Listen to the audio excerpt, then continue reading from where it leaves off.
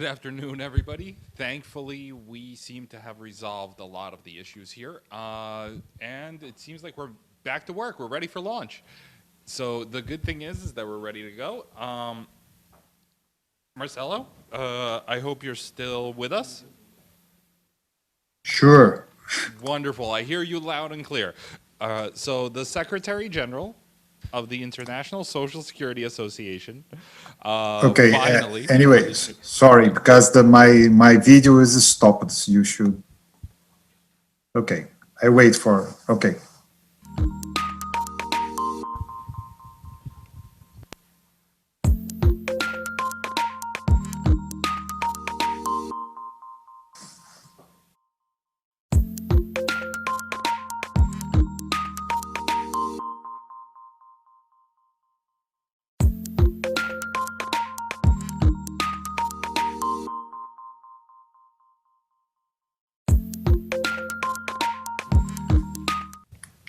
Okay. So, ladies and gentlemen, welcome to the Global Forum for Work Accident Insurance. From the outset, I would like to warmly thank Russian host, the State Social Insurance Fund of the Russian Federation, for the excellent cooperation and the outstanding organization of this digital event.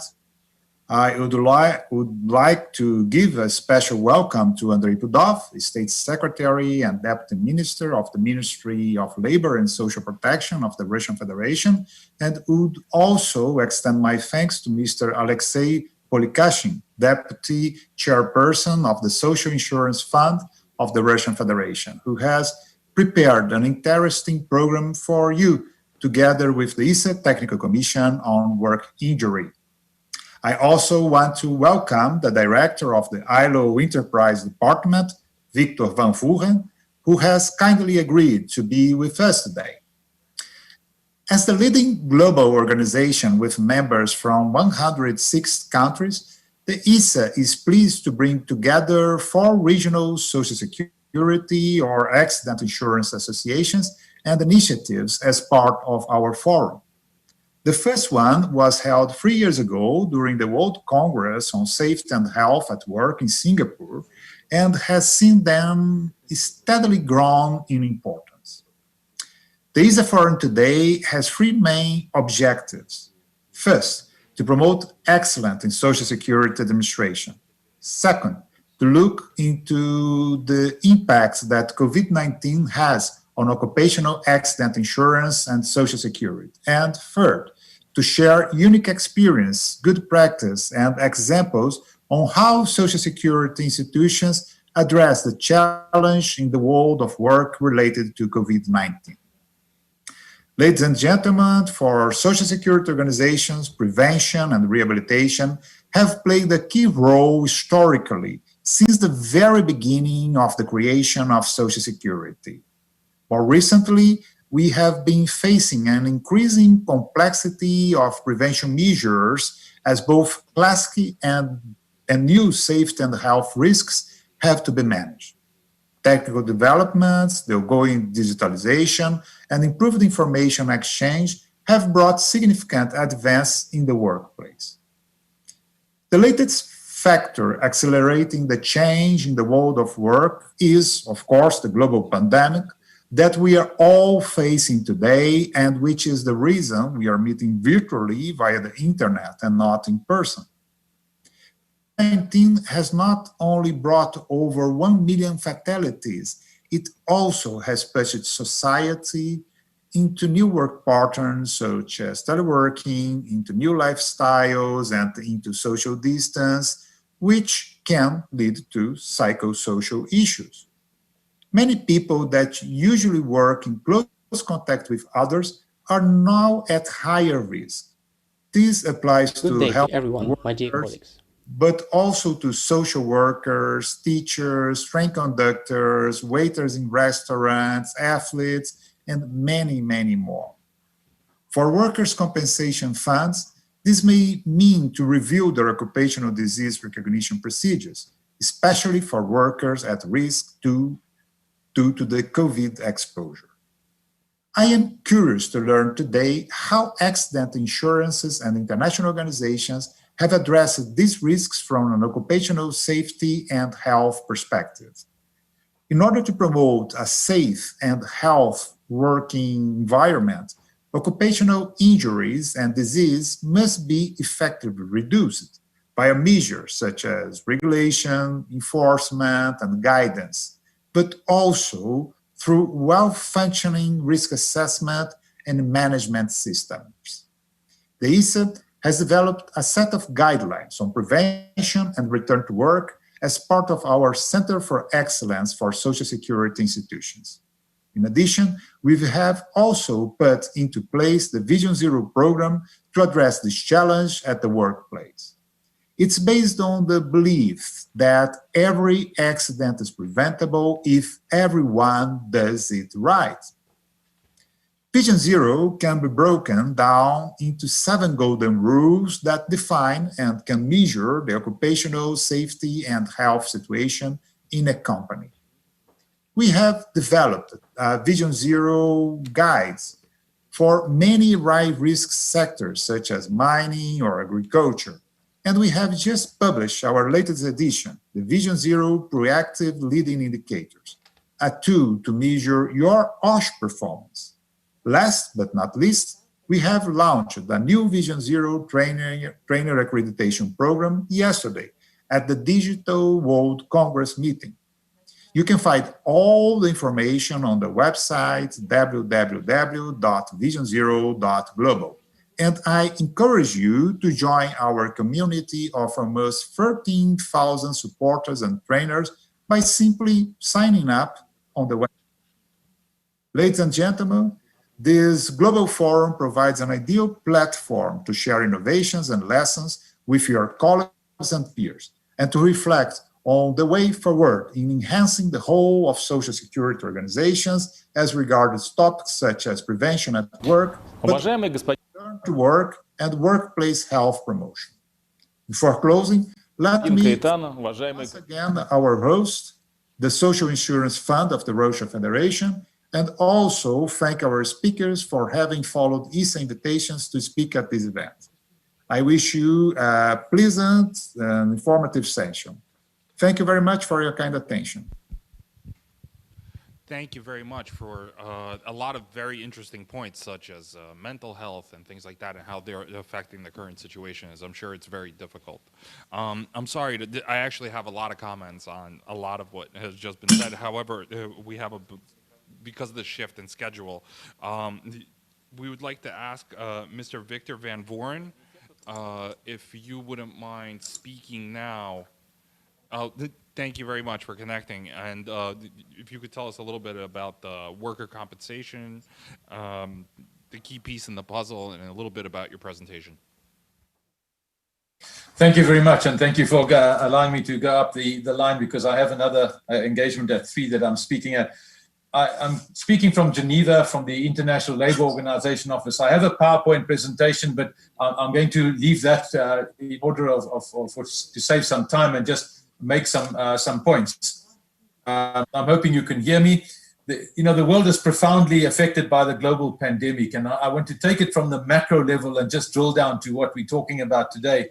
And there's been such a huge loss of lives, loss of jobs, closure of businesses, which has caused a human tragedy.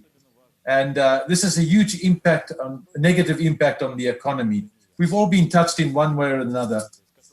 But we have to build back in a way that is human-centered. And I think that's the theme that I'd like to leave today. And we have to come back with this human-centered approach. Even before the pandemic, we found that people, the huge social deficit has been with us for a long time. Even with the Sustainable Development Goals, we've been trying to close that gap. Now along comes the pandemic, and we go a little bit back in the steps. And what we need to do now, I think digitization, mechanization, the striving for profits, the whole process has made the human being become a number on a balance sheet. And now we've got to get this human-centered approach as we move forward. We've got to look at 4 capitals: people, communities, the businesses, obviously, and the economy, and then the environment. And we need to do this jointly. We cannot do one at the expense of another. When we look at the lessons that we've learned, I think we need to look at COVID-19 in a way that we need to join our efforts. But one piece of that puzzle, which is a crucial piece of the puzzle, is the effective employment injury protection schemes. And that's obviously what we're focusing on today. The ongoing pandemic has provided challenges for both workers and businesses in many ways, including the increase in injury-related work. We find that healthcare workers who've gone back, many have lost their lives, many have become ill, and yet they carry on regardless. What we find is in the developed economies, there have been injury programs in place that they've been able to call upon. But the vast majority of countries have not got adequate protection for workers, and we find that this is causing huge suffering and huge losses, especially when there's a loss of life. The families that are left behind have got no income whatsoever. Some countries have done the right thing, and they're recognizing COVID-19 as an occupational hazard or as a workplace injury, and the schemes are kicking in and helping them. And we applaud those countries that are doing that. From the ILO perspective, we certainly want to see what we can do by bringing about work-related injury benefits as the most basic benefits of all social security contingencies. Workers are entitled to safe and healthy working conditions, and employers are responsible to ensure the effective fulfillment of this entitlement. The current reality has shown without a doubt that further efforts are required into this, bringing this into a common reality. Globally, all countries are required to meet the Sustainable Development Goals, which is the macro plan that we speak about. And 1.3 calls on making sure that all employed workers will be protected in case of injury by the year 2030. That's a tall order, particularly when we have such a huge deficit in this area. The ILO established a global program on employment injury insurance in 2016, where it was ring-fenced and commonly known as GEIP. And the ILO promotes the right to employment injury benefits under Convention 121. The global economy must include a fairer level playing field for working conditions that include a minimum employment injury benefit. In 2016, the ILC, that's now the International Labour Conference, adopted a plan of action that calls on improving working conditions in global supply chains, including the right to safe work and employment injury benefits. Another avenue that we need to move forward on. We in the ILO are looking forward to partnering with ISA, with other partners, and we thank ISA for convening this important program today. And we wish to play our part in seeing how we can join hands with everyone in bringing back building back better and greener. And I say that with the building back better and greener because, as in my introductory remarks, this has to be a program that is cognizant of all the different components that enable us to improve the lives of those who are vulnerable and those who are not able to benefit from injury programs at the moment. I wish to thank you for the time, and sorry I've rushed through this, but hopefully the points we make resonate with the rest of the discussion in building back better on a human-centered approach, so that we've put back into the workplace the value of a human being. And this piece of the puzzle, the workman's compensation and workman injury programs, they are such an important piece to build the foundation for this better work. Thank you very much.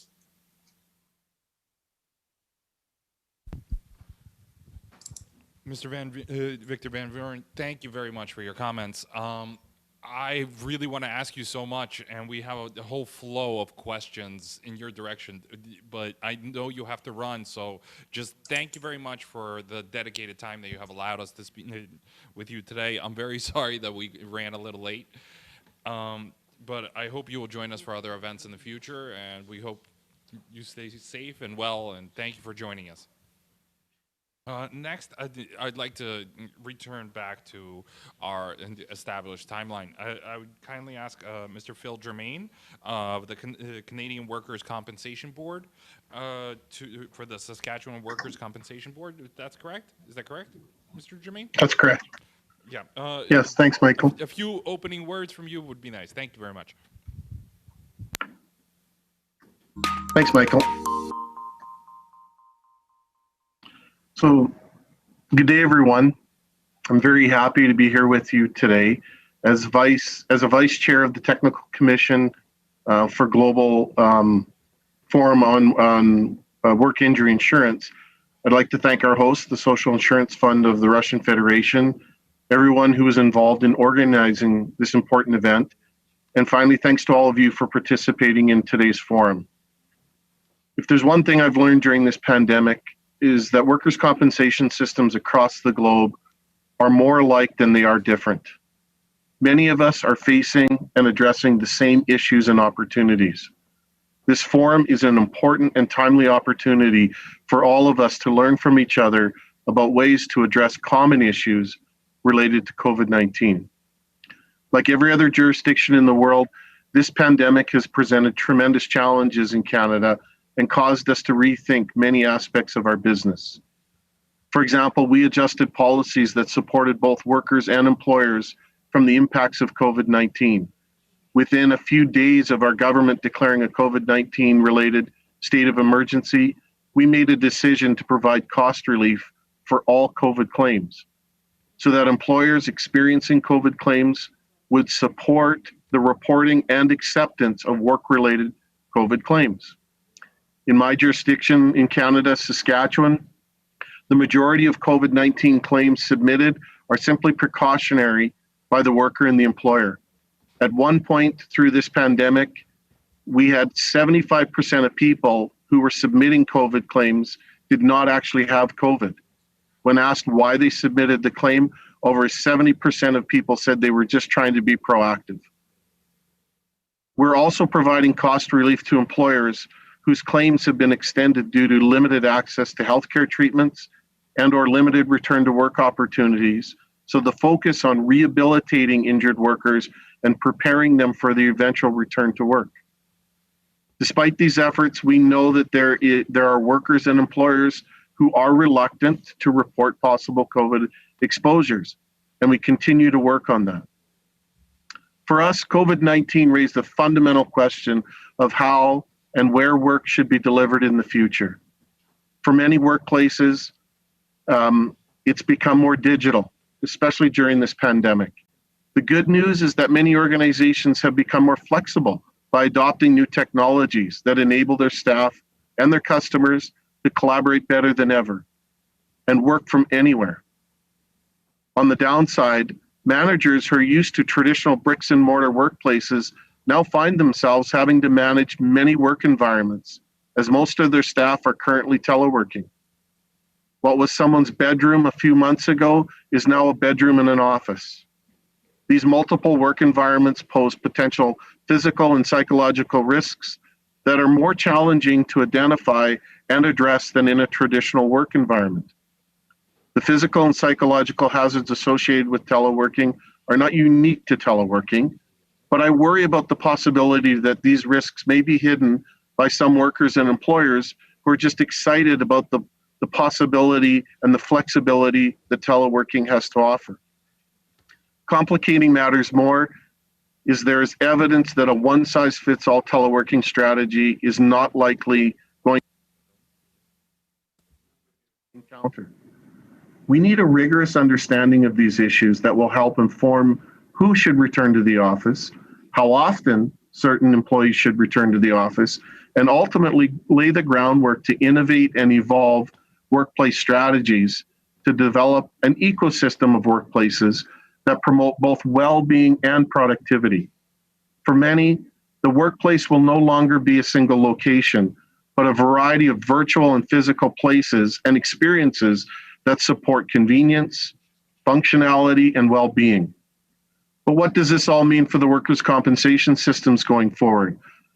I see opportunities to create flexible work environments that at the same time also present challenges in determining when an injury is work-related.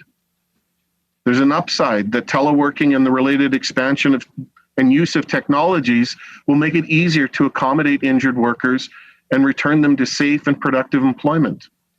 And I worry about the challenge for management to support workers in being physically and mentally safe in multiple work environments. Now more than ever, we need organizations like ISA, like the International Association of Industrial Accidents Boards and Commissions, the Association of Workers' Compensation Boards of Canada, to help us find common ground to work together to support injured workers and employers across the globe. I encourage you to find a way to participate in the 2021 World Congress on Safety and Health taking place in Toronto, Canada from September 19th to the 22nd, 2021. The organizing committee is doing an amazing job of putting together a top-notch agenda with the latest trends in injuries and innovations in prevention, work disability prevention, and return to work. As our economies change, we need to change, but we don't need to do it alone. I hope you enjoy this event, and we look forward to connecting with you in Toronto next year. Thank you. Mr. Germain, thank you very much for your comments. I'm sure all of us are very eager to come to Toronto, but just travel in general, as you stated correctly, it's the world is very different. Everybody's bedroom, the dining room has changed, and it is now an office, a kindergarten, production studio, and everything else. So very much on point. Next, I'd like to ask Mr. Andrei Pudov to give a few comments. He is with the Ministry of Labor and Social Protection of the Russian Federation. He's currently the Secretary of State, Deputy Minister of this organization. Mr. Andrei Pudov.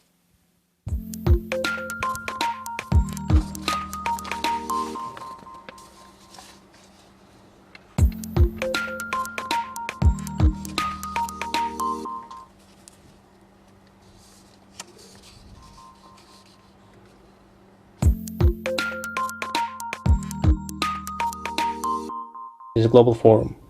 Dear Mr. Cayetano, dear colleagues, on behalf of the Ministry and Social Protection of the Russian Federation, I would like to welcome you to the global forum. This event, in the current situation, is especially important. The world is going through a difficult time, and the reason for that is a pandemic of a new coronavirus infection which can only be tackled by joint efforts of the international community. In this regard, I would like to briefly talk about the measures that have been taken by Russia to combat the consequences of the pandemic, and then go directly to insurance against industrial accidents and occupational diseases. To combat the consequences of the pandemic, the Russian government allocated significant funds and took a number of measures to minimize the risk of infection among its citizens. The days from the 30th of March to May 11 were declared non-working paid days. During non-working days, only medical organizations, social institutions, and also organizations of a continuous cycle carried on operations, providing the population with essential products, housing and communal services, transport links and communications.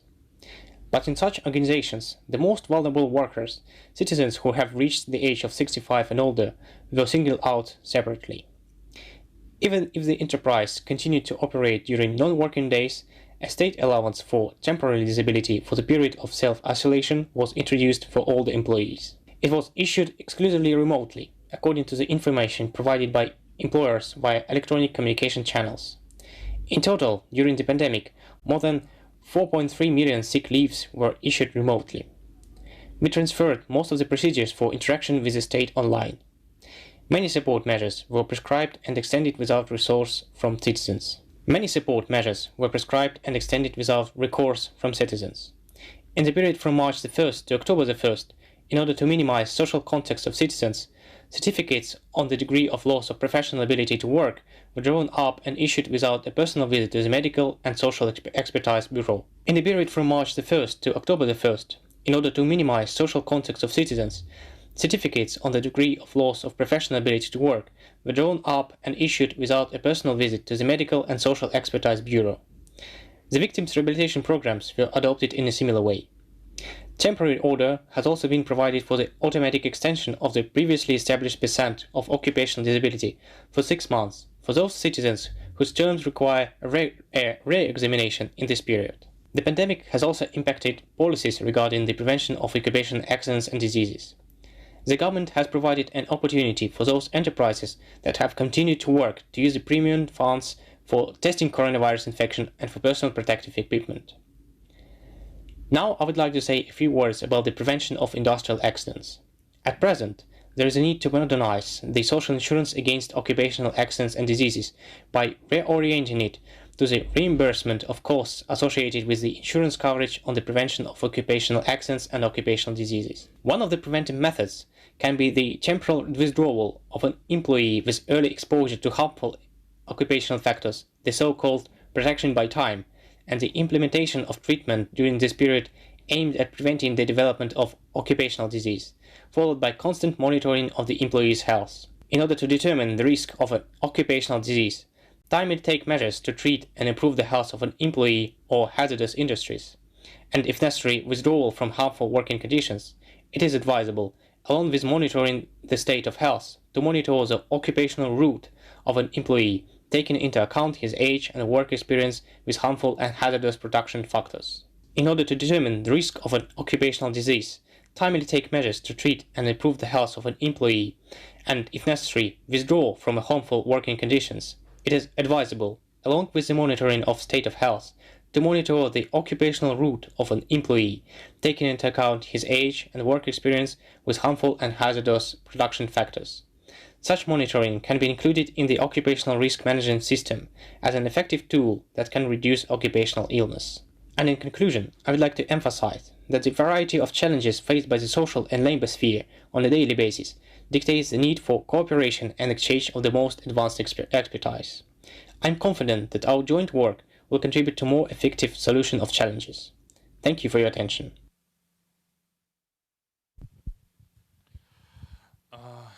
Mr. Prudov, thank you very much for your comments. In the current environment, it's quite fitting. I'd like to, switch over to another keynote speaker that we have for opening remarks today, Mr. Alexei Polikashin, the deputy chairperson for our host, the Social Insurance Fund of the Russian Federation. Mr. Polikashin.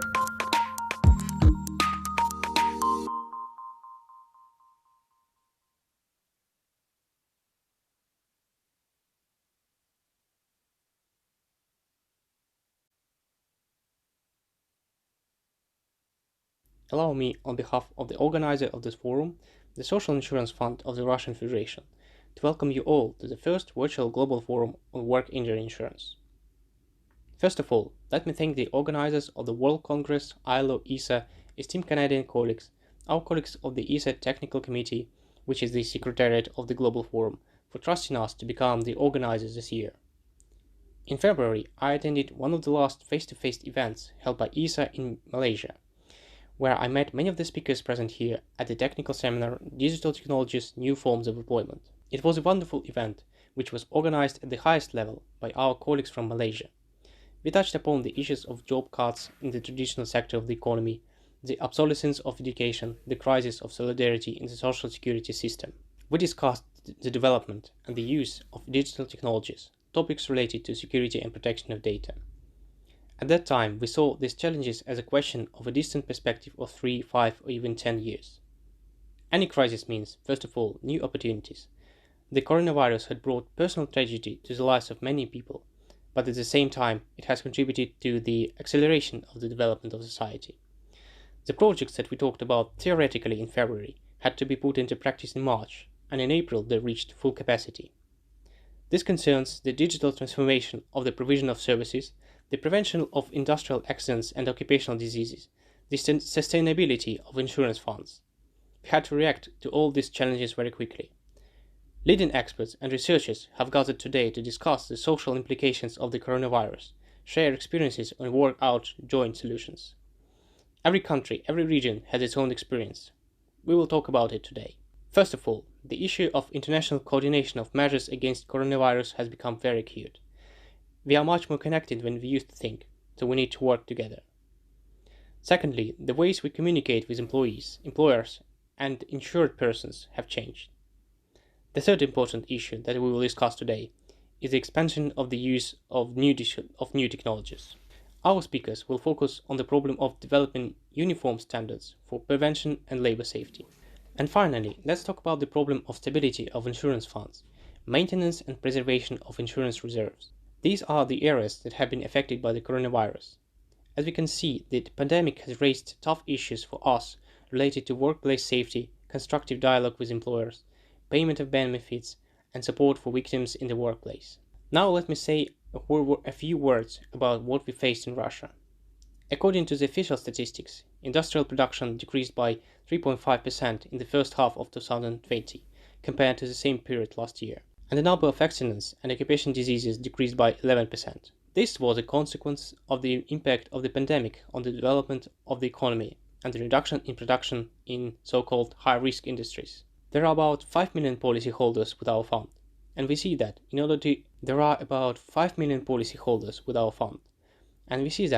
an effort to reduce costs associated with the pandemic, many companies are using various tools to support economic activity. For example, a new work schedule is introduced in the office, in particular shifts of home and work office, a week after week. Some organizations have transferred to remote work up to 80 or 90% of the employees, which, by the way, for the employees themselves raises the questions of correct organization of workplace at home. You need a good communication channel for video conferencing, a convenient place at the computer, compliance with the regime. There's a massive, literally explosive spread of the use of video conferencing and instant messages to communicate with your colleagues. Actually, this event confirms this approach. These factors are reflected in the so-called ergonomics of work because employees work in new conditions for themselves and need the care of both employers and social welfare authorities. I would like to note that, starting this summer, our policyholders can purchase testing services for COVID-19 as well as personal protective equipment at the expense of the fund. The fund itself, as an employer, also ensures the safety of its employees in the workplace. Thus, the coronavirus outbreak set new tasks for us. The state needed to react very quickly, identifying the sources of financing, bringing payments to the recipients. We have managed to resolve issues with health care financing, but experience shows that the problem is much deeper. Often it is in the medical institution that a disease focus occurs. Why does it happen? We do not have yet an answer to this question. Thirdly, the special assessment of labor protection conditions that we carry out at enterprises is outdated and requires revision. We saw that the state had to introduce unprecedented measures to restrict the movement of citizens. Special measures were taken to protect the most vulnerable social groups, elderly citizens and people with chronic diseases. However, not all these issues have been resolved. Some have been fully worked out, others only in part or require further development of approaches. At the same time, we as a fund faced a number of challenges. In a short time, payments were organized to citizens entering the country from abroad and getting into quarantine for 2 weeks. The fund provided payment for sick leave for sick and people in quarantine, including for working citizens 65 plus and older. We have provided medical workers with additional insurance guarantees in the framework of insurance against industrial accidents and occupational diseases. Comprehensive work was carried out, amendments were made to the legislation, and procedures for assigning payments were developed, and much more. Comprehensive work was carried out, amendments were made to the legislation, and procedures for assigning payments were developed, and much more. It turned out that it is necessary to revise the approaches to the insurance coverage of employers working remotely.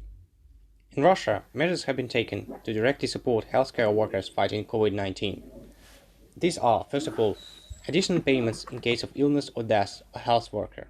In Russia, measures have been taken to directly support healthcare workers fighting COVID-19. These are, first of all, additional payments in case of illness or death of a health worker. Since it Dr. is Isaka, we constantly this check is Michael. information. We use various sources Can I kindly of information, ask including the your media, the permission internet, to... social networks. We promptly created a personal account on our website for medical workers affected by coronavirus infection and their relatives. Personal managers were appointed to accompany healthcare workers in case of COVID infection. In addition, Liaison was insured with commercial banks. For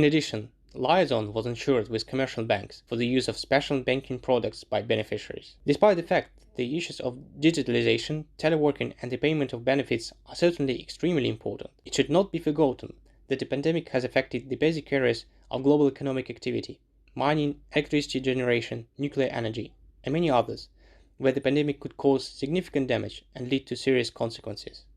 So far, we have managed to stop the pandemic on the distant lines, but we need to be vigilant. Let me quote the famous American diplomat Henry Kissinger. When the COVID-19 pandemic ends, the institutions in many countries will be perceived as having failed. The reality is that the world will never be the same after coronavirus, he said in early April. But we do not agree with this. In order to increase the credibility of our work, accident insurance organizations from all over the world have gathered here today. Accident insurance organizations from all over the world have gathered here today online, and we will try to provide a coordinated response. In our opinion, there is a recipe for coronavirus, and it should be provided by key international organizations. The World Health Organization, which is responsible for public health throughout the world, the International Labour Organization, responsible for decent and safe work for people, and the International Social Security Association, as an institution of social welfare funding organizations. Our fund undertakes to collect all the theses and proposals that will be heard today and send them to ESA for inclusion in the current guidelines so that we, together with you, can respond to any challenges and threats. Moving on with our program, I would like to ask Mr. Dong-Kyung Kim from Seoul to tell us a little bit about some new technologies that are establishing smart work systems in under the COVID-19 pandemic. Mr. Kim. We hope to continue to work toward a better future and common values through continuous exchanges and cooperation between countries. This presentation is divided into 3 parts. First, a brief introduction to COMEL. Second, COMEL's IT system focused on smart work. Third, if possible, we will have a demonstration.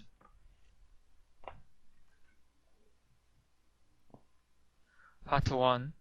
First, what does COMEL do? Second, sector of social security, welfare, and hospital management. Finally, the main status of COMEL. First, what does COMEL do?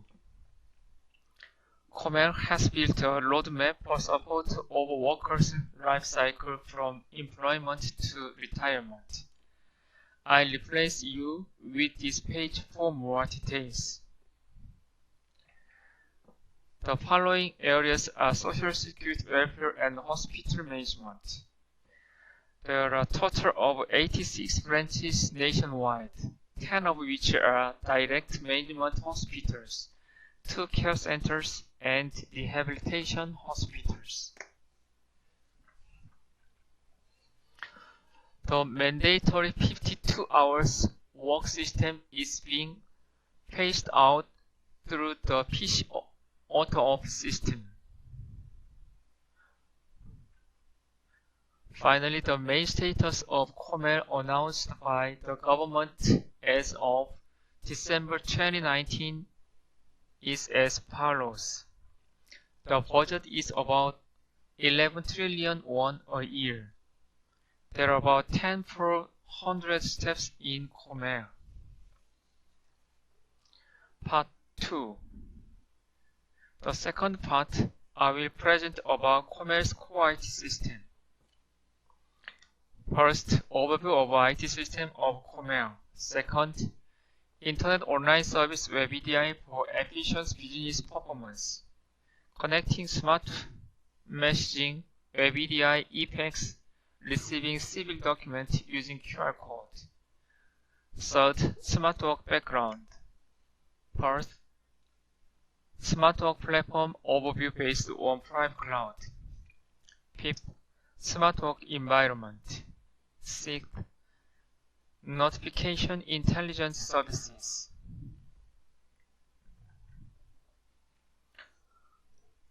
First, this is the main system of COMEL. Users are employers, workers, industrial disaster victims, corporation, office agents, hospitals, COMEL employees, and the public as specified in the related law. Users can register and apply civil documents through their own devices such as ePax, the Internet, and mobile.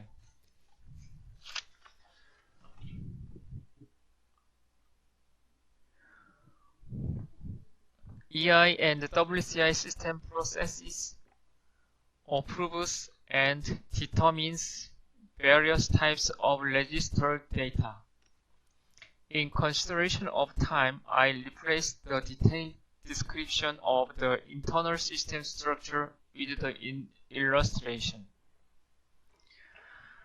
Second, Internet Web EDI online service for efficient business performance.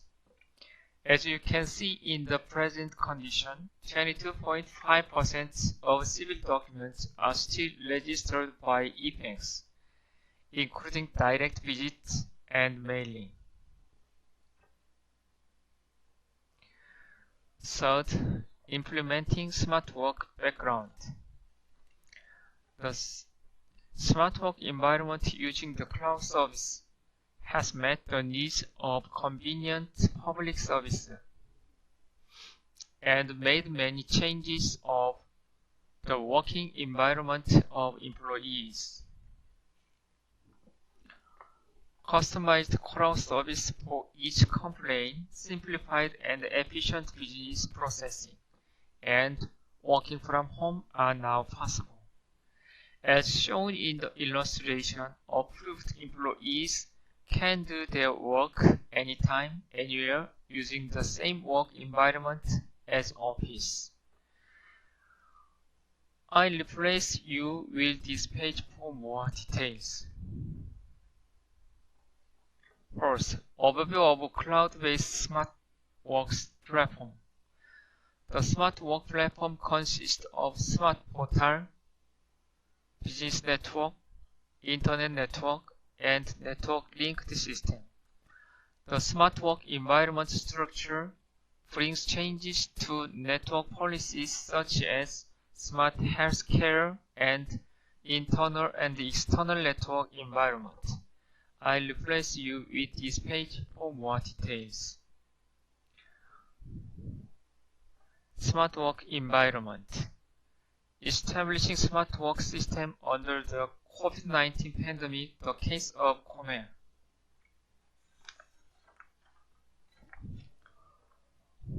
With pre-established SmartWorks AAA system, enabling anyone to work with any device from anywhere.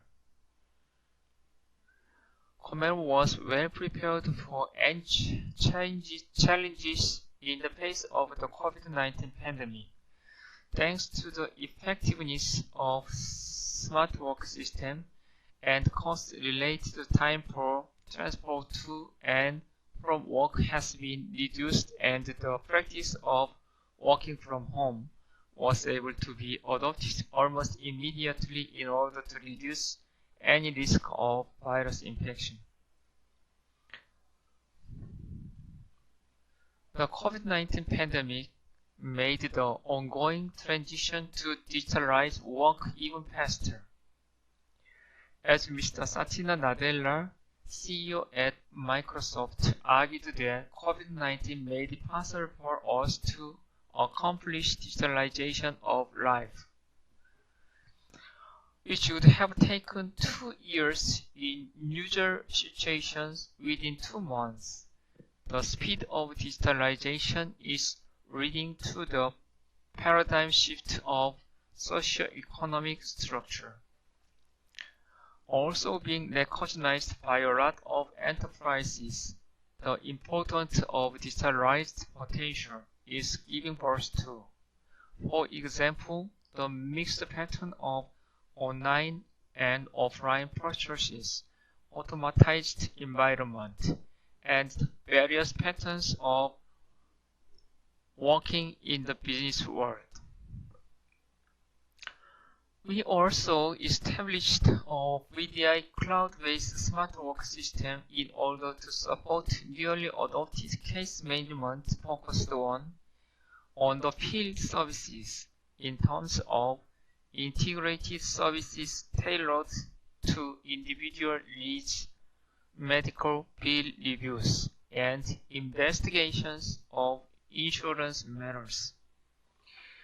We are trying to provide SmartWorks services which can work in environment, and the management of the information such as personal file, printing history, anti-video recording in order to enhance security of our system. It should be noted that our best practices were regarded as targets for benchmarking by 43 institutions as of September 2020, including Office of the President, government, public bodies, and foreign enterprises. We are also working on a variety of strategies such as online meeting and claim management designed to enhance streamlined services supporting the system of working from home. We provide cloud-based services enabling the commerce staff to get access to all their work-related or personal files, regardless of where they are working from, even due to personnel relocation. Even when we are on the road or out of town for work, just logging in the system called Smart Portal makes it possible for us to enjoy the working environment just like one in the office.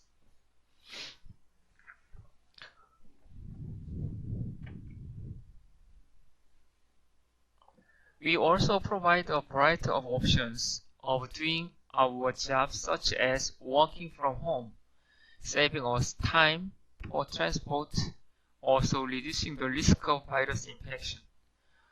Flexible working hours and the PCs being turned off automatically to prevent overwork, making it possible for us to abide by the 52 hours per week rule. It should also be noted that we also enhance convenience in regard to our dual network system with our technology of one-click converting to and from working network.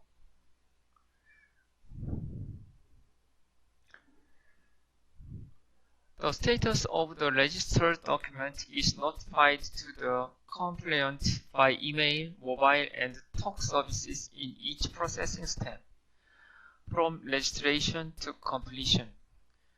In the future, this part will be further developed into the intelligent combination of big data, blockchain, and artificial intelligence with the Korea Post.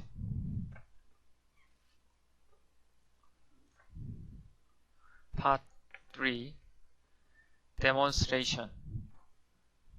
Comair has virtualized private cloud service, so smart work is possible, as you can see in the preceding page.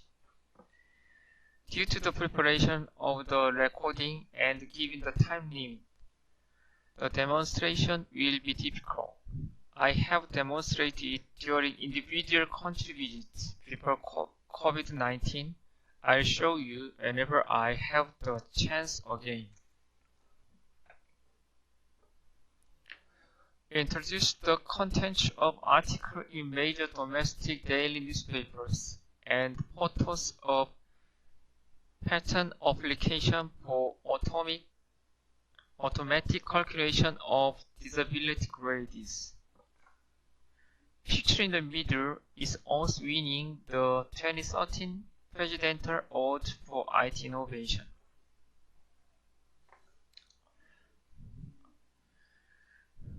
Closing.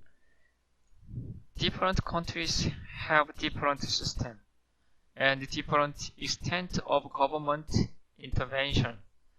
So what's most important is to implement a system optimized for each country.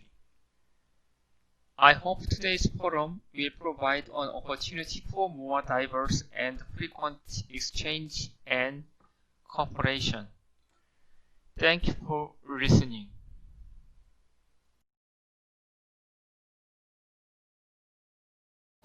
Thank you very much for a very detailed and very interesting 그러니까요. 이거는 presentation 제가 on the 이거 topic 분명히 of digitalization, 뭔가 especially in 보고서 today's 쓸 때 environment. 있잖아요. It's 코멘트 extremely 받아와야 important. 된다. 이제 이럴 거예요. There seems to be some interest from abroad, from the African continent, to be more specific. So, Mr. Kim, we have a question for you. Can Comwell products be available in Africa?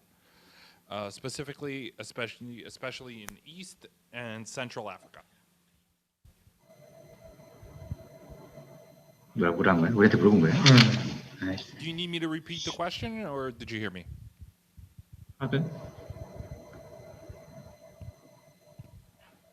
Pardon? 소리가 끊겨가지고. We have a question for you. Can Comwell products be available in Africa? 아프리카에서도 쓸 수 있냐고요? 환경에 따라서 네트워크 환경이나 시스템 환경에 따라서 다른데. In accordance with IT circumstances and situation, we are not so sure, but we have to know their IT circumstances, environment. Absolutely makes sense. The IT infrastructure localized will only answer and tell you if you could implement locally, because you don't understand what the cloud capabilities are or local servers are. Okay. And the second question we have here is that we know that South Korea, along with other countries in the region, has actively introduced robotic technologies to reduce social contacts. In your opinion, has the practice stage justified itself? 로보틱 프로시저가 정당화될 수 있는 그런 분위기였는지 이런 부분들. 어떤 거? 로보틱, 그러니까 자동화된 시스템이 한국에서 어떤 정당화될 수 있는 환경이었는지 뭐 이런. 간단하게. 그 사전 준비를 통해서 프로세스를 자동화할 수 있도록 개선을 해가면서 전산 시스템을 구축했다.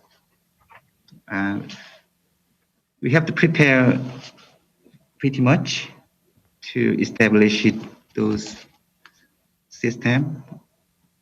And 또 뭐라고 하셨죠? 프로세스 이노베이션을 통한 오토메이트 자동화 환경을 구현했고. Through process innovation, we established some level of automation system. 법제도 그 범위 내에서 given under the 개선하면서 전산 시스템. Okay, while also taking account to our regulation and law and everything. So a lot of things taken into account to establish this one. So if I understand correctly, the entire process now is quite young, and you guys have implemented a lot of technology in South Korea, and as far as robotics for social isolation and so on and so forth, and you've taken a lot of basic laws into consideration. However, the technology is still fairly young, and the exact results are still too young to tell and quantify. Do I understand correctly? 그 결과를 어떤 이런 시스템 자체가 너무 젊기 때문에 어리기 때문에 결과에 대해서도 좀 아직은 판단 내리기 좀 이런 시기 아니냐. 어떤 결과? 그러니까 이러한 자동화된 시스템이 어떤 결과를 가져왔는지에 대해서 급속도로 진행했는데 성과가 좋다고만 얘기하기에는 아직은 이르지 않느냐. 이게 긍정적으로만 얘기하기에는 2010년부터 우리가 이 시스템이 됐기 때문에 거의 10년 된 거네요. 그러니까 2014년에 구축을 했고 Almost 10. We prepared this almost 벌써 10년, for 10 years. 6년 이상 It is not so 사용하고 있는 거죠. young system. It is kind of established one. So we have proper result for that, and we are doing also evaluation on this. Okay.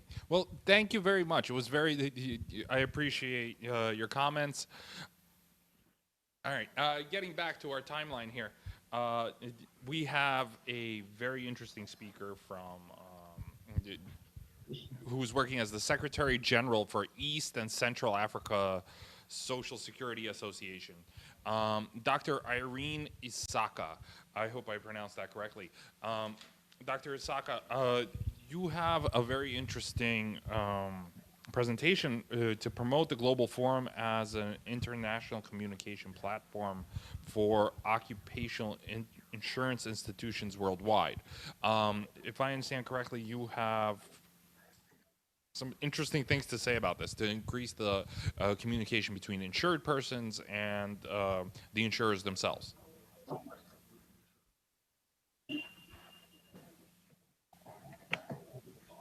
Thank you so much, organizers and the host. Yeah, true. I'm going to talk so much about communication, and this is about communication in two ways, both outside the organization and inside. And briefly, I'll talk about the employment injury. We know it's the oldest, most widely adopted, and is strictly traced back to the implementation in 1884. And we know three functions, most linked functions are, support, the preventive. You could hear what has been said by previous speakers when they were providing keynote. And also where accidents and illness have occurred, they help in rehabilitation process. They also offer compensation where individual workers lost out through illness and or disability. And we have a number of conventions. I remember when ISA presented at ILO, they talked about a number of conventions, but here I'll refer a few. The Safety and Health Convention number 187 and number 197. And we also are guided by other ILO instruments covering the areas of occupational safety, Health Convention number 155 of 1981, and Convention number 161 of 1985. We also have supporting recommendations, such as recommendation number 194 of 2002, and we also have another which provides for ILO to regularly update the list, which originally was established in 1964 under Convention 121, which was actually mentioned by ILO when they were doing their presentation. And we also have the 1964 Convention is also complemented by the ILO minimum standard number 102 of 1952, which sets the minimum standards for different kinds of social security products and services, including employment injury. So now I'm going to dwell so much on the communication. Of course, communication is public relations. And we talk about two communication, core communication programs, the external audience and the internal audience. We know in social security, we have, we have the tripartite, but we also have other stakeholders. So the rights and responsibilities, practicalities of receiving employment insurance, employment insurance, reach impact of the programs. And the internal audience are the members of staff. We know that if members of staff are motivated and well-informed, they can communicate well with the outside audiences. So we have a client and beneficiary interface where, how do I build confidence and trust? And one of the means of building confidence is through communication. So we have I'm talking about 5 principles of communication that you have to budget, you have to develop the targeted communication strategy, depending on audience. Like us in Tanzania, we have large informal sector, so you must have, targeted communication strategies to those people, and providing all materials in understandable format and language while avoiding stigmatizing, okay? And another one is adopting a range of approaches to spread the information.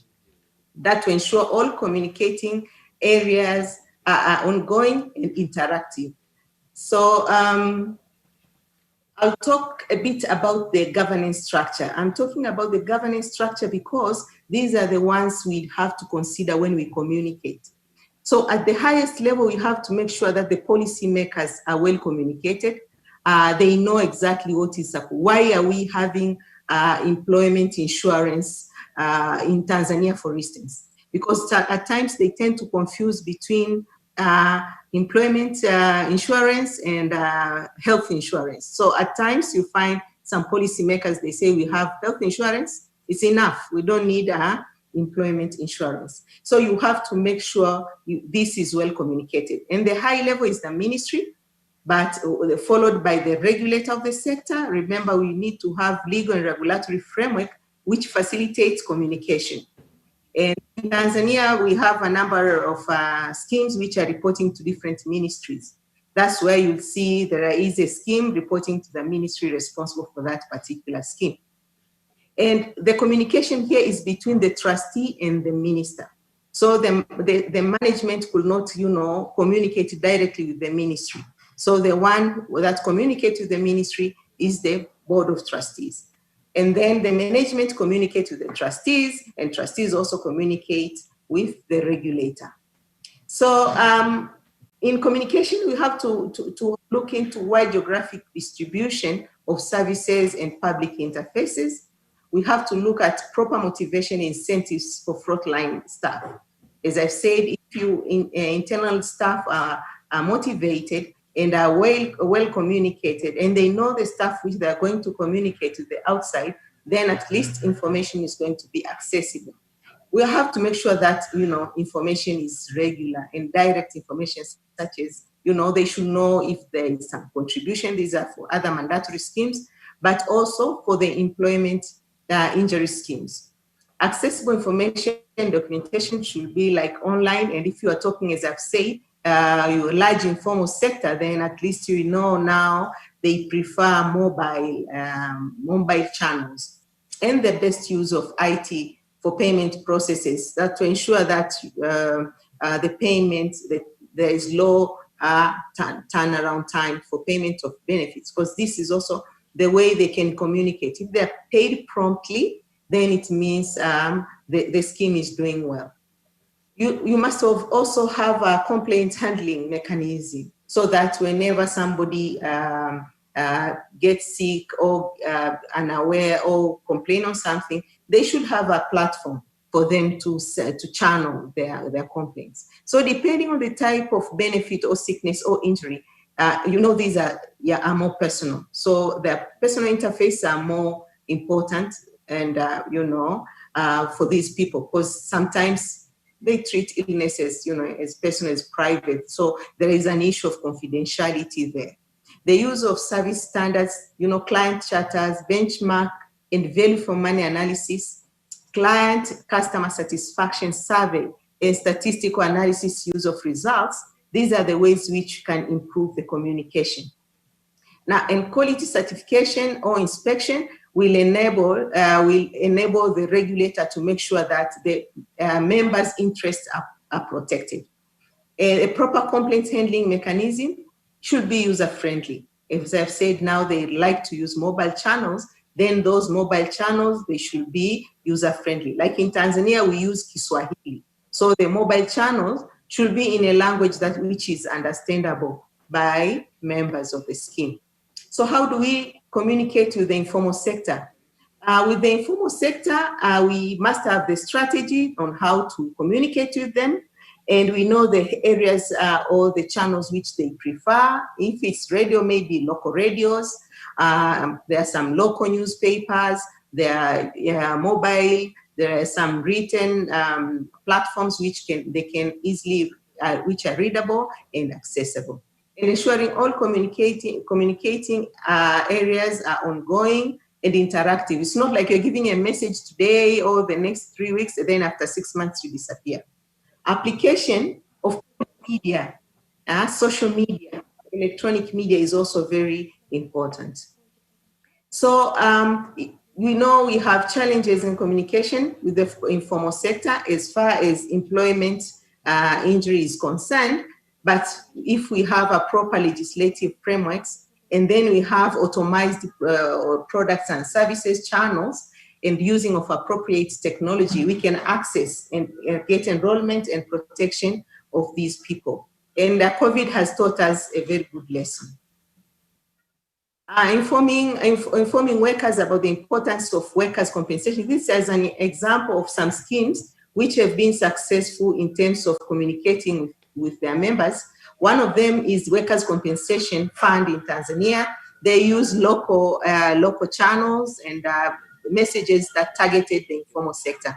We have individualized information about social security entitlements, like the one in Jordan, Madagascar, Turkey, and Uganda, promoting social security literacy, vocational training, entrepreneurship and program. These are Uruguay and Zambia, and education for youth about social security, building social security culture, and in this case, including the OSH facilities to people.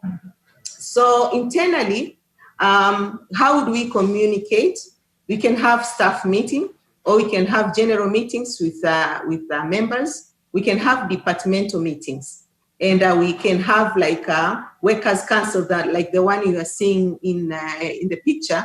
I was addressing the workers' council. We can have staff bonanza. We can have circulars and letters, and all these electronic medias that we can use to communicate with employees, and some of them could be used to communicate with members. We have communication standards. Yes, ISA has issued some standards, and we know ILO, they have communication standards. And as in Tanzania, we also have communication standards basing on the legal and regulatory framework. The channels and targets, commitments, which we set commitments which are realistic. How many are we going to target, and how many are they going to get the information? And do we need to use or expect to receive, and how? And we link the system for performance management. What is the turnaround for receiving a phone call, replying a letter, responding to a complaint, and things like that. So you could see the quality service according to ISA. There are some of them which apply to communication. I'll leave the first two blocks. I'll move to the third one. On your right hand, access to social security benefits. When we talk about prompt and competent, efficient and reliable services, the use of easy to use channels in business or premises according to local standard, and with appropriate facilities. These are the ones you can find in ISA quality guidelines. We also have that's our communication with courtesy and respect and empathy. There should be right service or right communication to the right person at the right time, and effective, timely, and cost-effective outcomes. And we also need to deliver products and services in a predictable, sustainable, and a satisfactory manner. Thank you so much for your kind attention. Dr. Usaka, thank you very much for your comments. I think you confirmed my first theory, was that you could have wonderful programs, but if nobody knows about them, it misses the mark. Unfortunately, we weren't able to see the presentation as you presented it. I'm sure you could send it to us after, and we could add it to the video. One of the things I wanted to ask you was, in your experience with setting up the communication channels for workers' compensation and other programs that you have, what is the most applicable communication practice for you? What has worked in your environment, which perhaps might be a case that would work for somebody else? Was it digital? Was it offline? Was it TV? Was it radio? What did you find most success in? Thank you. A very good question. For us, I can say three. One of them is the mobile channel, because most of the people now, they use handset mobile phones. Mm-hmm. But the second one are the local radios, especially for the people in the rural areas. We use local radios, and the TV channels, especially the TV channels specifically for youth. There are some channels which youth prefer to watch, and there are some which farmers and elderly people or working class like to watch. So radio, TV for a few, but mostly mobile. If you send a mobile message to SMS through the mobile, it can outreach so many people, and very convenient. Okay, so if I understand correctly, you're using a database of insured persons and sending direct SMS to their smartphones.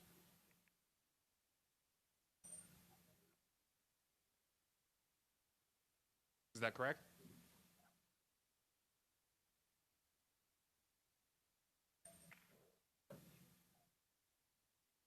Okay, Dr. Osaka, it seems that you don't hear me very well. Thank you very much for participating. Personally, I really enjoyed your presentation on communication, your talk. Moving forward, Dr. Edlin Holler, who's the Deputy Director General for German Social Accident Insurance. I believe you're going to tell us a little bit something about prevention and labor's safety. Dr. Holler? Yes, thank you, Michael. Nope, we lost you there for a second. Your microphone's off.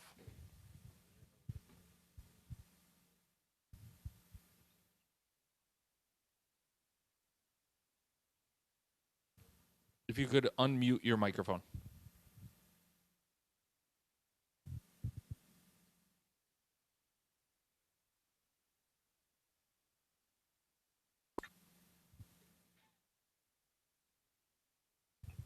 There we go. Can you hear me now? Yes. Thank you. Okay, thank you. Happy to hear you and wonderful to see you.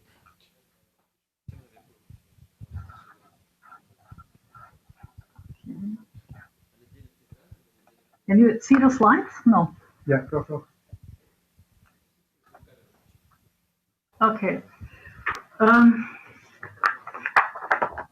Ladies and gentlemen, first I want to like to thank the Social Insurance Fund of the Russian Federation for organizing today's event. International exchange is important. As we cannot meet in person, meeting online should ensure that this exchange continues. I currently hold the office of the President of the European Forum of the Insurance Against Accidents at Work and Occupational Disease. In this role, it is my honorable task to offer a cross-country perspective on prevention and labor safety in the pandemic.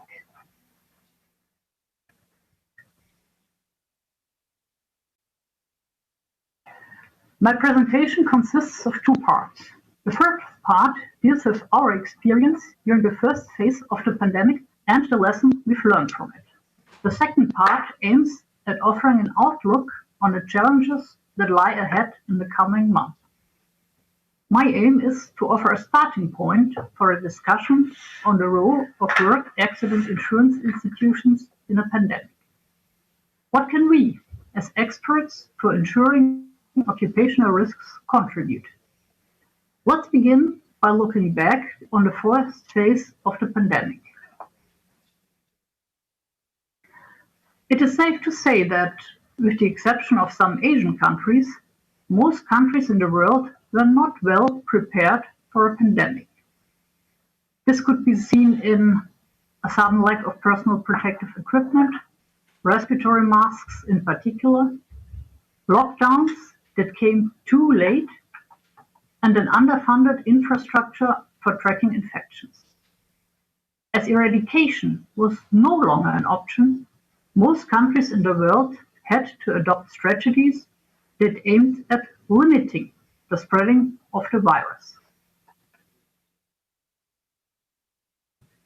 The main measures adopted were workplace distancing, including telework, face masks and coverings, early identification of workers suspected of infection, and disinfection.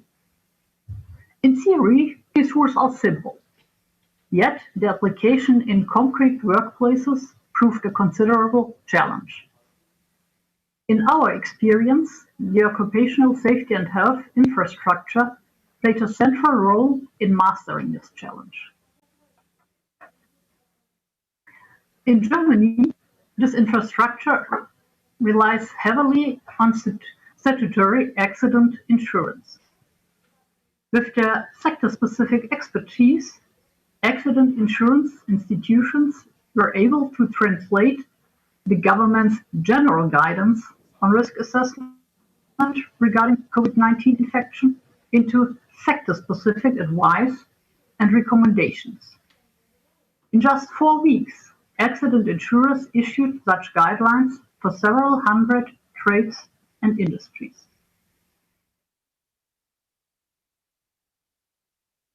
In my opinion, there are several lessons we can learn from this early phase of the pandemic.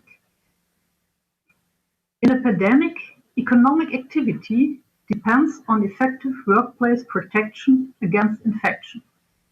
Consequently, occupational safety and health becomes a central factor for all business activities. Developing and delivering the respective health and safety guidelines fast depends on functioning networks between authorities, research institutions, social partners, and health and safety experts. Work accident insurance should be part of such a network or can even provide a platform for them. Such networks function best when they adopt agile decision-making. This means quick and ad hoc procedures which make use of the potential of digital platforms. And it means a willingness to act even against a backdrop of insufficient knowledge. Governments should give such networks leeway for adapting basic guidelines against infection to the needs of a particular trade or industry. This ensures that businesses and workers accept and apply these guidelines in real life. Acceptance and compliance with prevention rules depend on clarity. The legal framework governing prevention in a pandemic must be coherent or acceptance will suffer. In the coming years, we will discuss the role of occupational safety and health in the response to COVID-19. This discussion must also look at the hierarchies and conflicts that arise between measures and regulations issued by public health authorities on the one hand versus measures and regulations issued by health and safety authorities on the other hand. These 5 points show we have learned a lot since February, not only about the new coronavirus, we have learned a lot about ways to cooperate effectively in a crisis. I am sure these learnings will be helpful in the future. Let me now turn to the months that lie ahead. What challenges do they hold in store for us? The following points are certain to rank high on our agenda. First, the prevention of superspreader events in the workplace. Such events play a crucial role in the pandemic, and they can be a major source of workplace infection. In one instance, a superspreader event in a German meat processing factory may have resulted in several hundred infections. This is an example that underlines the relevance for work accident insurance. Guidelines on preventing superspreader events are therefore urgently needed. This brings me to my second point. We know the coronavirus spreads easily and quickly in crowded indoor spaces. We also know that this is due to microdroplets called aerosols. In rooms with no or poor ventilation, these aerosols can accumulate. Many scientists now believe that aerosols can cause infection even when people practice social distancing indoors. Because of this, good ventilation for such workplaces is one of the factors that will decide whether we will be able to limit the spread of the virus at work. The third point is tracking and tracing infections in the workplace. Effective testing strategies play an important role in this context. Protective measures for workers belong to high-risk groups should be also enforced. My fourth point is acceptance and compliance. We already see large-scale protests against COVID-19 prevention in various countries. It would be a false to assume that this conflict is limited to the streets. It is also affecting adherence to hygiene guidelines in workplaces. In my opinion, there is a profound misunderstanding at the heart of this conflict. Many businesses struggle because of the pandemic. Some people think that the cause of these problems is not the virus, but the countermeasures. From their perspective, doing away with the regulations means solving the economic problems. This line of thinking is naive, of course. As work accident insurers, we know this from experience. Health and safety is not a barrier to commercial success. Health and safety is the foundation of commercial success. Work accident insurers can be a voice of reason in the larger political debate about the pandemic. After all, who could be a more credible advocate for safety and health than the institutions that know the cost of not doing enough? My fifth and final point is mental health. This pandemic has already affected the mental health of millions of workers, particularly those working in healthcare. Doctors, nurses, and other medical staff had to face multiple challenges. These challenges include not only the stress from treating a new potential lethal virus for which no standard procedure existed. Healthcare workers also had to deal with a shortage of personal protective equipment and with high numbers of infections among their colleagues. In Germany, for example, we have already recognized close to 10,000 cases of COVID-19 as an occupational disease. The direct and indirect effects of the pandemic put workers across all economic sectors under a lot of stress. Healthcare is but one example for this. As work accident insurance institutions, we have the experience, expertise, and tools for dealing with emotional stress and its effects on mental health. We can thus contribute to managing the effects of the crisis on workers' mental health. To sum it all up, work accident insurance can play a crucial role in managing a pandemic. We have learned this in the past few months. The coming months will be a testing ground for what we have learned so far. One more thought before I end my presentation. The pandemic has shown how easily the infrastructure of international exchange can collapse. We should not let this happen again. Digital technology has given us the tools to exchange ideas and experience. Let us use them in order to facilitate successful responses to the virus around the world. Thank you.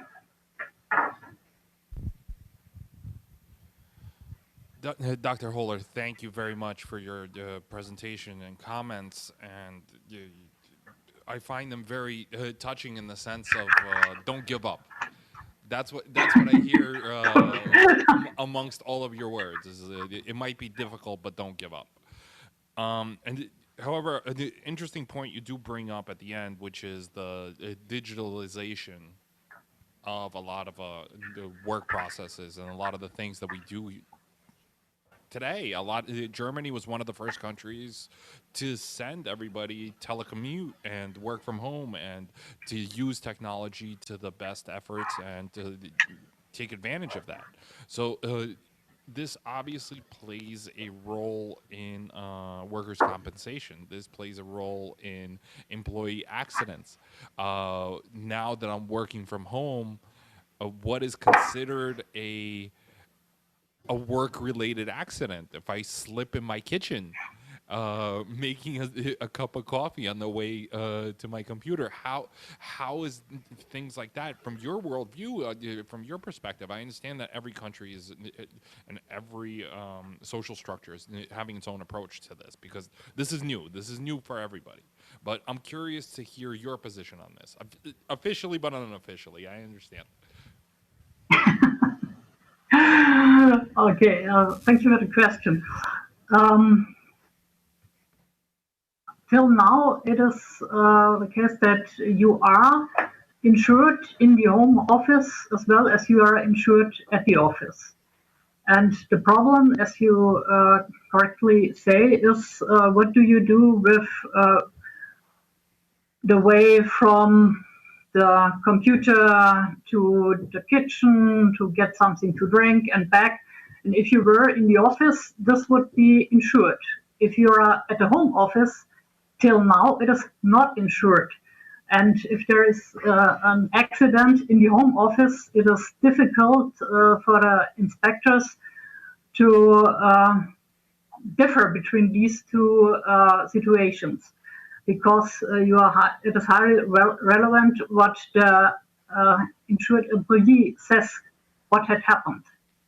Currently, due to the COVID-19 situation, there is legislation underway, or the ministry thinks about extension of the insurance in the home office to these ways in the home as well.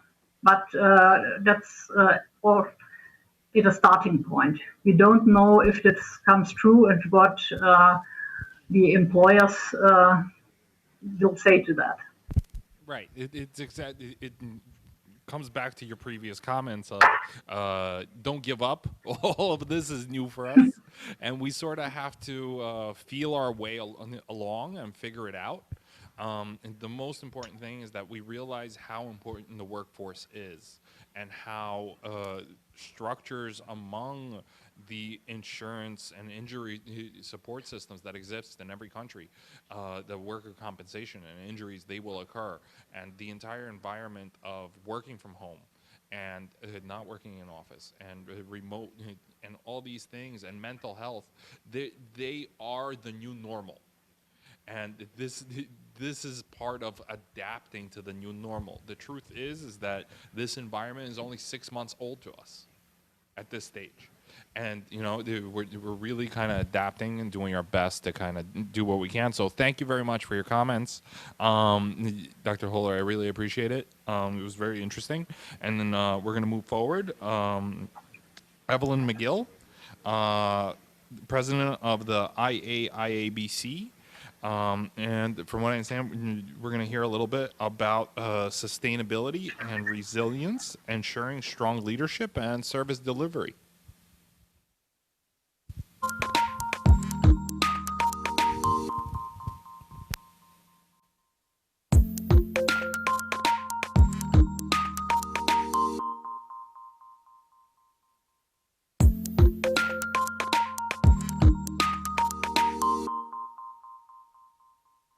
Evelyn, are you with us? Well, good morning. And thank you for inviting me to speak at the Global Forum for Work Injury Insurance. Today's discussion, I will address sustainability and resilience, ensuring strong leadership, service delivery, and employee safety. The purpose of the discussion is to recognize the impact of the COVID-19 and various challenges on executive leadership in our service delivery systems. The work world has been redefined in 2020. The pandemic is front and center, and we've been required as leaders to balance strong service delivery, engage our stakeholders, while also paying attention to employee safety. We must exhibit resilience and sustain leadership during these unprecedented times. As a representative of the IAIABC, which is the International Association of Industrial Accident Boards and Commissions, I wanted to share with you just a little information about the association. The mission is to find solutions to reduce harm and aid recovery from occupational injuries and illnesses. We have members all around the world. We have currently 220 members. We have United States jurisdictional members and non-US members as well, and associate members or partners, as we call them, as well as electronic data interchange partners. And how do we execute the IABC's mission? Well, it's a total team effort for sure. We have a very strong board of directors, many members, as I mentioned, partners, and volunteers that assist. We exchange ideas, jurisdiction to jurisdiction, partners with jurisdictions, partners to partners, strong volunteer input. The list goes on and on. We really rely on collaboration with each other to make it work. And then, of course, there's the teamwork through our various committees. We have an international committee, a mediation committee, medical issues, research and standards. We have so many committees that work together to ensure that our mission is fulfilled. Today, I want to talk with you a bit about COVID-19 and the impact that it has had on the world of work and also workers' compensation. We've all had to rearrange our agency operations in response to COVID. And by that, I mean, most of us have had to initiate all agency telework initiatives where you work from home or work from some other place other than your office. We may not need those big buildings anymore when this is all over. We've had to enhance paperless operations and also figure out the critical functions that could not be performed at home and figure out a way to bring those functions back online. In our agency, it had to do with mail operations and our hearings process and various judicial filings. We've had to stand up automated hearings and also mediations and get used to the fact that we are not together anymore. We are going to look at each other on a screen and hold pretty intense, important conversations and meetings and discussions. And that's required increased infrastructure requirements as well as equipment needs. And of course, there's fiscal uncertainty. We really don't know the impact of COVID on our budgets. We don't know the anticipated revenue shortfalls, but we have to prepare for that. We've had to put into place, many of us, discretionary spending freezes and also hiring freezes. We are about to develop budgets for next year, and we really don't know what that revenue picture looks like. It's certainly a time of uncertainty, for sure. And we've had increased technical and data needs. We've been tracking COVID-19 data on a dashboard. We've had to enhance our bandwidth as a result of the All Telework initiative. We've had to establish two-way communications with our various partners via video. That's all very new to us. And how have we done this? Well, it definitely takes sustainable service delivery. And by that, I mean that there can be no degradation in the delivery of our programs and services. We still have to operate our agencies and serve injured workers. They cannot wait for all of this to be over with. They need our help, as do our stakeholders and various partners. The claims filings and the awards and denials, the paperless system enhancements have been required, drop boxes for paper. All of that is relatively new for many of us. And of course, the WebEx video hearings and mediations, telephonic mediations, all of that has been something new for many of our organizations. As we move through, we've had to engage our stakeholders in different ways, in innovative communications and updated systems. We've had to provide more frequent updates to our website and communicate through our various listservs of members who want to hear from us. They want to know, how are our agencies operating? How are we being sustainable in our engagement activities with our various stakeholders? And of course, last but certainly not least, employee safety. For without employees, there is no work. We can't get this done without our employees. We've had to deal with providing enhanced security and safety measures for our employees. Ensure that they have the proper personal protective equipment, and put into place extraordinary cleaning standards. We can never clean too much during this time of the virus. Well, what has this response to COVID taken? It certainly has taken resilience.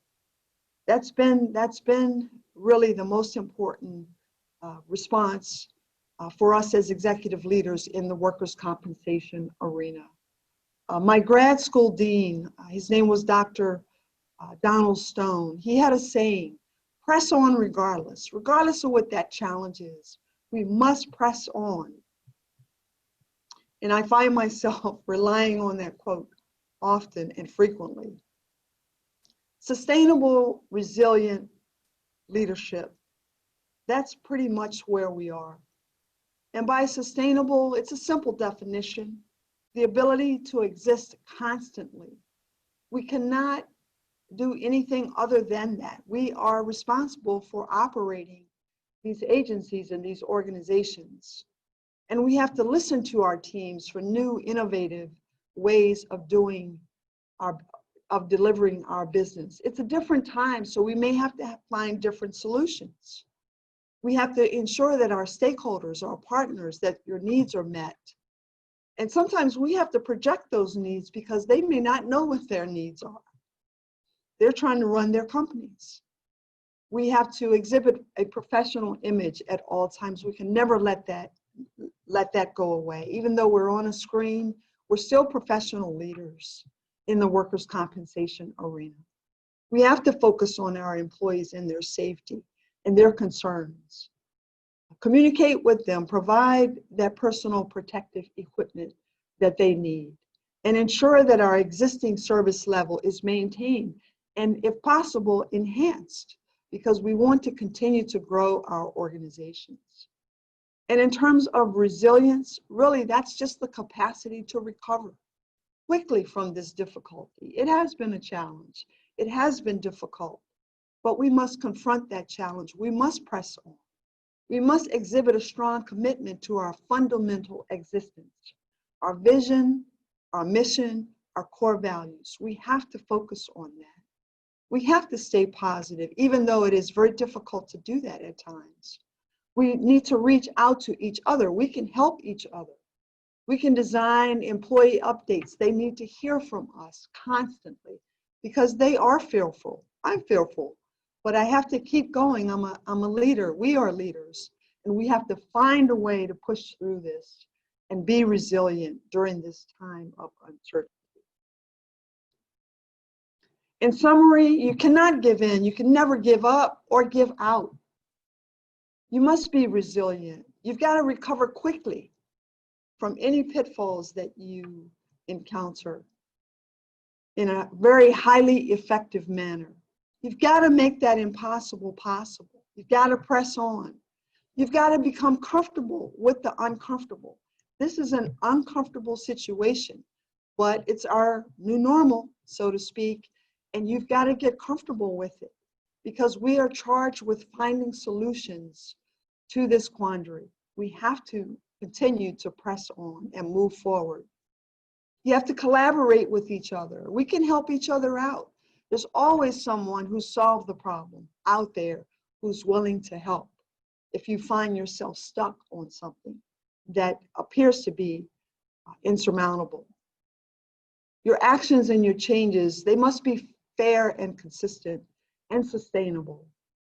You must do the right thing at the right time for your organization as a whole. And you must lead, guide, and coach your organization to fulfill its vision, mission, and core values. Never, ever forget about your fundamental existence. Find your why, as John Maxwell said, a noted leader. You will find your way. I'd like to thank Isa for the invitation to speak. And if you have any questions at this point, I will entertain your questions. Thank you. Evelyn, thank you so much for a very detailed talk on some of the barriers that we have. And again, the most important thing that I hear is resilience. resilience, adaptation, and just never giving up and doing our best to kind of adapting to the new normal. One of the things that I really kind of noted out of your presentation is that it takes strong leaders. It takes strong leaders to work in the current environment. And one of the big things that we have currently is we have, especially in the United States, worldwide, but in the United States more so, which has historically battled with mental health issues.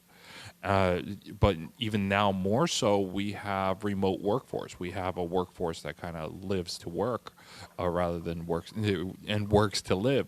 So in the United States, you have a situation where you have a lot of people that no longer are accessing the office. For them, it was a massive support system. So how can leadership in the current, I guess, environment and the insurance structure provide the remote care, or the not so remote care, or the compensation for mental health issues for these remote workers that are now remote, that are battling with a highly stressful environment within the United States or worldwide? Well, one thing that I will say is communication is the key in a lot of this. You have to find innovative ways to stay in touch with individuals, with your workforce, with the individuals that you serve. They are looking to you to have this constant way of updating them and providing some relief to the stress that we all feel.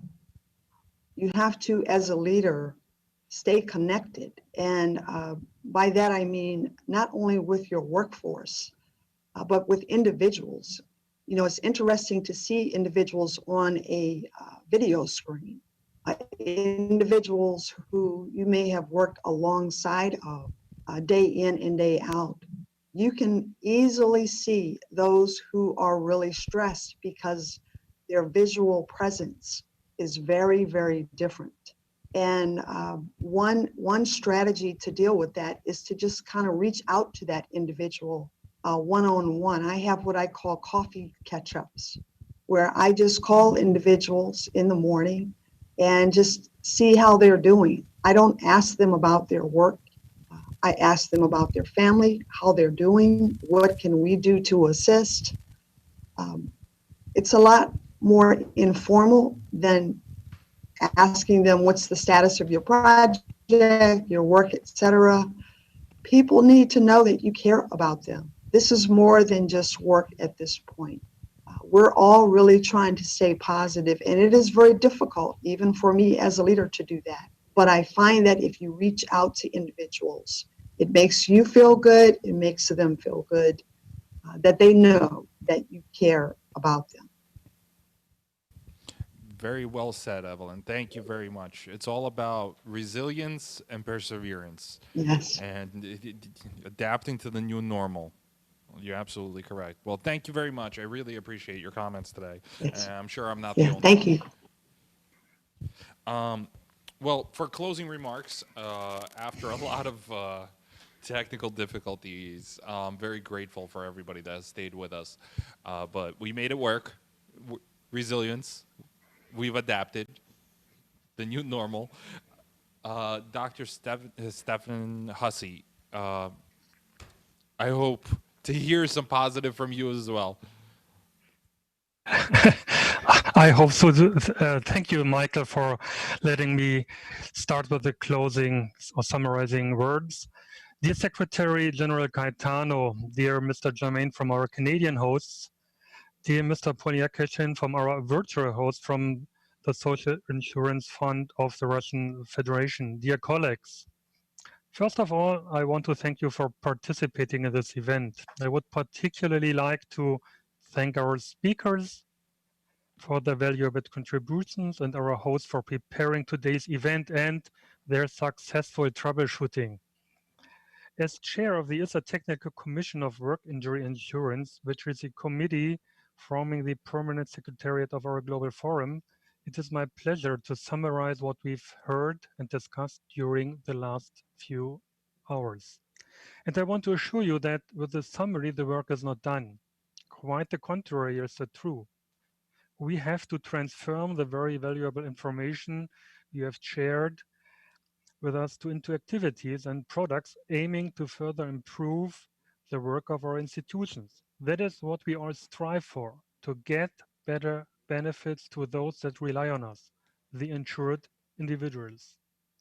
And as Mr. Polyakashian has pointed out with very good reason, by doing so, we will also deserve the trust of the people and stakeholders involved. Trust is also the key statement when it comes to the acceptance and adherence to rules that have to be implemented in order to fight the COVID-19 pandemic. With our experience concerning safety and health at the workplace, we, as excellent insurance institutions, contribute to ensure the rules and measures are fit for purpose. Therefore, like Dr. Ellen Heller said during her contribution, stakeholders and lawmakers in particular should listen to us. They should trust us. They should also understand that health and safety is not a barrier, but the foundation of commercial success. And with this established link between business and work accident insurance, it is clear that the continuity of our operations is very important, not only under social, but also under economic aspects. Evelyn McGill has pointed out the very good examples on how to quickly recover from difficulties and to ensure the continuity of operations. She said, we need to be more flexible in organizing our work. From high-end technical solutions to extraordinary cleaning standards, everything has to be rethought. A lot of work lays ahead of us, and we need our teams to make it happen. And our teams need sustainable and resilient leadership, as Ellen pointed out. This gets us straight to communication, the key aspect of leadership. Dr. Irene Issacher stressed the importance of confidence and trust as key to success factors. Factors that can be strengthened by targeted and understandable communication, externally and internally. And I'm grateful that Dr. Issacher addressed the challenge of finding the right way to communicate with the informal sector. What is the value of work injury protection in time of COVID-19 pandemic if the people likely to be most exposed to risks, if people working in the informal sectors are not aware of the social security or have no access to it? I appreciate you mentioning the importance of social security literacy, because in relation to the emerging gig economy, this will be a main challenge. I think you all agree that the colleagues from Cornwall deserve a AAA rating for their smart work system to enable anyone to work from any device from anywhere was really an innovative approach that certainly has already paid off. It paid off regarding the ratio between working time and commuting time, and to be able to let employees work from home overnight certainly contributes to low infection rate that Korea can be proud of. To a certain degree, this goes hand in hand with the ILO emphasizing that well-designed work injury insurance systems increase the sustainability of enterprises and will support our cause as we face the current challenges. Also, the fact that companies as such are not infected with COVID-19, but the individuals working there underline ILO's argument for a human-centered approach. And I think we all agree that the global economy would be better off if we already had a fairer level playing field of working conditions that include a minimum employment injury benefits. Therefore, we should support the ILO in promoting Convention C121. Dear colleagues, every crisis provides opportunities. This is an old saying, but isn't it more true than ever before? Far too many people have paid a price far too high caused by the pandemic. We owe them to turn this crisis into an opportunity. As ISA Secretary General, Marcelo Caetano has said at the beginning of our session, the pandemic has created a momentum to get things done now and fast. And the contribution of our great speakers today provided us with many examples that we can develop and implement solutions that we can pull together. As chair of the ISA Technical Commission for Work Injury Insurance, I promise you that you will transform the very valuable information you have shared with us into activities and products, aiming to further improve the work of our institutions. We will make available the information and experience shared today for those who couldn't join us. We will incorporate the valuable input provided by you into existing and new ISA guidelines, and we will share these and other sources of information with the 4 regional associations presented today. Let us work together. Let us make the difference.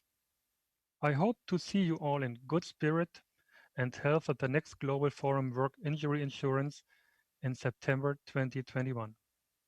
Thank you very much. Thank you very much, Dr. Hussey. Well said. I think that, again, that seems to be the terms that everybody seems to be working on. This is the new normal, and turning a horrible situation into an opportunity is what it's all about right now. We would like to add a secondary closing statement if possible. Alexei Polikashin would like to say a few words, and it seems I'll be his direct translator. So, Mr. Polikashin, by all means. Да, спасибо большое, Майкл. Thank you so much, Michael. Thank you for the closure of today's event. Thank you for all your. It was our first really experience, and unfortunately, it was not really easy for us to make some technical issues. So, and of course, first of all, I would like to thank all the colleagues, those who participated today, and I really hope that our experience and this event will be on a regular basis. Of course, we will amend all our technical issues and will be more experienced and will be more attentive. So, and once again, great thanks to everyone, and I hope you will be okay and in good health. Thank you so much. It's been an eventful day. It's been a very eventful year, to say the least. And thank you, everyone, again, for bearing with us through the technical difficulties. Thank you for bearing with us as we adapt to the new reality that we are surviving in. I think it was correctly said by some of the speakers, it's all about resilience, it's all about adaptation, and it's all about turning our current reality into the biggest and the best opportunity and rising from the ashes like a phoenix. Thank you, everybody, very much, and thank you for joining us, and we'll see you in the future.